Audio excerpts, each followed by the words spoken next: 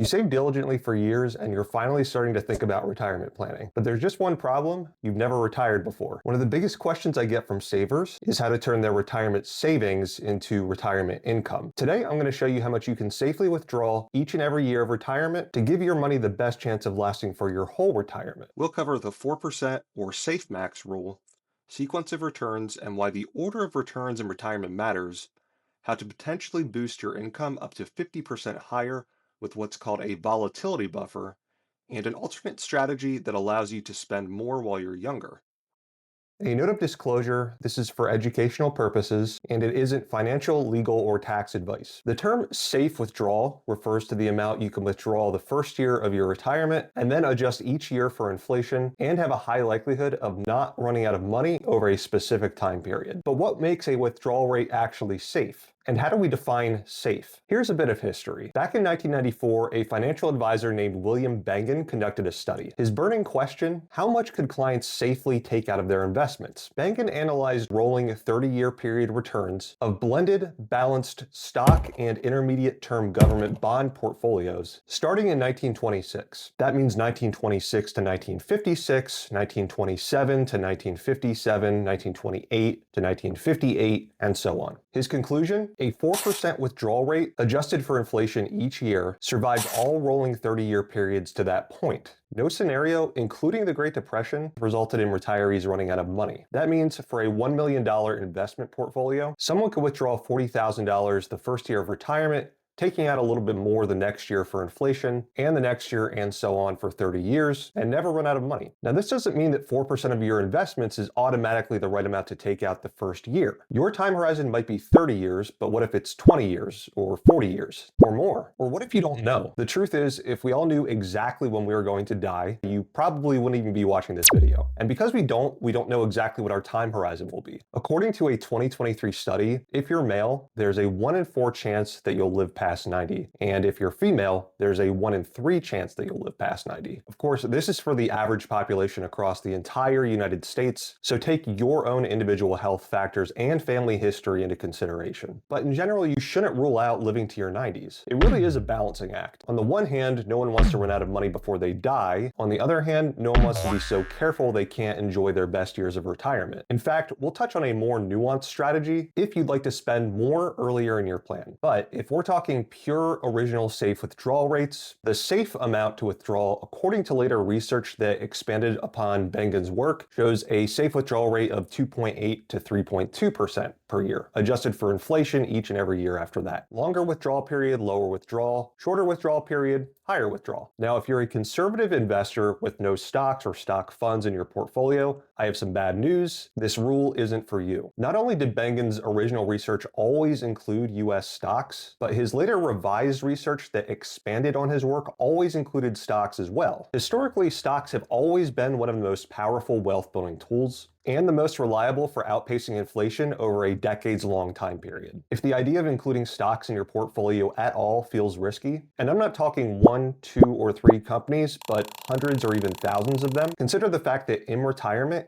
it may actually be more risky for you not to include them. Now, no one knows the future, and as I like to tell my clients, my crystal ball is in the shop, but if a 4% withdrawal rate can survive an 89% stock market crash in the Great Depression, and that's an extreme rare outlier, and worst case scenario before modern securities laws were even written, then you really have to ask what's actually more risky. Now, let's talk about the flip side. If you don't have any bonds in your retirement portfolio, then you're also running a risk because every study also included those. While bond values aren't guaranteed either, they're less likely to experience the volatility of stocks. Additionally, they also typically pay interest. Bonds are an important counterweight to stocks in your retirement portfolio. They basically provide a stabilizing effect. So referring back to my previous 1929 example, if you only own stocks and you didn't own any bonds at all, it's unlikely your portfolio would have survived. Throwing in the right mix of bonds made sure you did. Let's touch on something many people overlook in retirement, and that's called sequence of returns risk. What if I told you that a series of investment returns over a 20-year time period that could take your portfolio from $1 million to $2.1 million while taking annual withdrawals would also make you run out of money after 17 years if they were reversed. In other words, instead of earning, say, 29% your first year of retirement and losing 18% 20 years later, what if you lost 18% your first year of retirement and earned 29% many years later? You still have the exact same returns overall. In fact, if you average them out, you'd come up with the same average return. But the result is a dramatically different outcome for this retiree.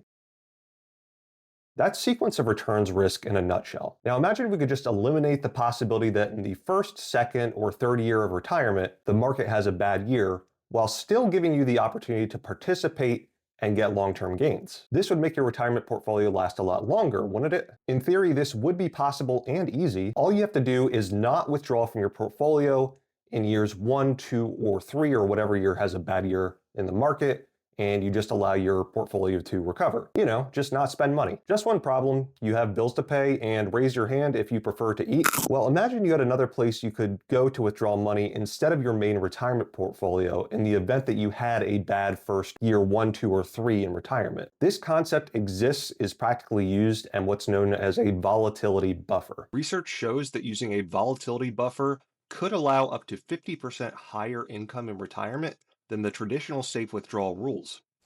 The idea here is that when markets are down, you avoid selling low by going somewhere else to withdraw money. So you might withdraw from somewhere like cash reserves, life insurance, home equity, an annuity with guarantees, or bonds. And it really doesn't matter that these assets don't appreciate as much as stocks, because the philosophy behind this is that retirement planning is about risk management, not return maximization. Some people might not like the idea of withdrawing from life insurance or from withdrawing from home equity instead of their retirement accounts. But if it's the difference between your money lasting for 17 years and lasting for your entire retirement, honestly, why not consider it? Now, earlier I mentioned a more nuanced strategy where you spend more in your earlier years of retirement and less in your later years of retirement. This strategy, while less widely known, is also backed by research. It's called the retirement smile. Most retirees can break their retirement down into 3 phases. Their go-go years, when they're traveling and living an active lifestyle. Their slow-go years, when they travel a little less and have fewer discretionary expenses. And their no-go years, when they have less discretionary spending overall and more of their spending goes to healthcare. Research shows that real spending in retirement drops by about 1%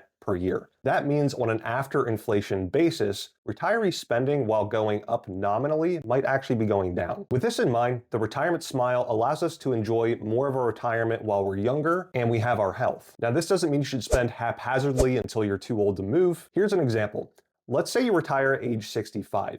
Instead of 4%, you decide to withdraw 5.5% on a $1 million portfolio, or $55,000 in your first year of retirement. So that's $15,000 more than if you were using the traditional safe withdrawal strategy. You spend money on things like travel, dining out, home repairs, hobbies, helping out kids, and maybe even helping out grandkids. At age 75, you reduce your spending to $45,000 per year. You're still independent and healthy, but you may not travel as frequently, and you may spend far less on hobbies. Then at age 85, you reduce your core spending from $45,000 to $35,000, taking out a little bit more here and there when you have healthcare costs. The key difference between this and the safe withdrawal rule is that there is no annual inflation adjustment factored in. And the reason is because research shows that real spending, again, declines over time. But that doesn't mean you can't ever give yourself a raise if you use this strategy. Your strategy might, for example, include occasional slight increases during your go-go years, but fewer or even slight decreases during your slow-go years. Retirement isn't a math test, it's a phase of life. You worked hard for this, and when you understand how withdrawal rates work, how volatility buffers could protect you, and how spending naturally changes over time, you give yourself permission to enjoy the years ahead without second-guessing every single dollar you spend. If you found this video helpful, please hit like and subscribe for more clear retirement planning content. I would appreciate it, helps me out a lot. And if you're interested in chatting about your retirement withdrawal strategy, there's a link in the description where you can schedule a free, zero pressure consultation, just a conversation. Thanks so much for watching today, and I'll see you in the next video.